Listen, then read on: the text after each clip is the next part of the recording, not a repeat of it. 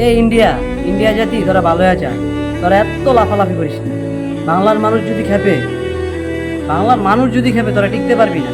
কারণ বাংলার মানুষের সাথে কয়েকটি দেশ সংযুক্ত আছে, বুঝছস? তোরা ভালো হয়ে যা, বাংলার মানুষকে ছোট্ট মনে করে দেখিস না।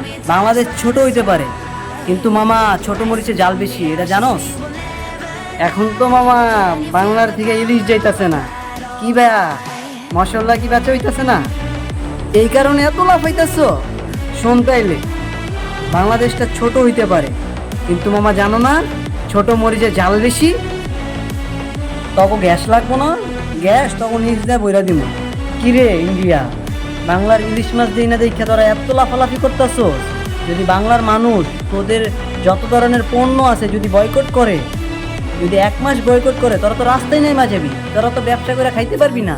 তোরা তো এখন যেরকম গরিব আসুস না, তোরা আরো গরিব থাকবি, তোরা তো উপরে উঠতে পারবি না। তোরা তো উপরে উঠছিস আমা করে দিয়ে, তোদের বাণিজ্য চলে আমাদের দেশে মনে করছ পণ্য বিক্রি করে, বুঝছ না? তোরা ভালো হয়ে যা, তোরা বাংলাদেশ থেকে কলকাতা নিয়ে গেছস, তাই এটা ভাবিস না যে বাংলাদেশকে যেভাবে মন সেইভাবে নাচাইতে পারবি, বুঝছ না? বাংলাদেশ ছোট হইতে পারে, কিন্তু বাংলার মানুষগুলা একটা আগুন, বুঝছ না? তোরা 1 বাবরের লোড নিতে পারস না, আর কোটি বাবর যদি দাঁড়ায় যায় তাইলে যে তোদের কি হইব এটা তো জনগণবাসী বুঝেই গেছে।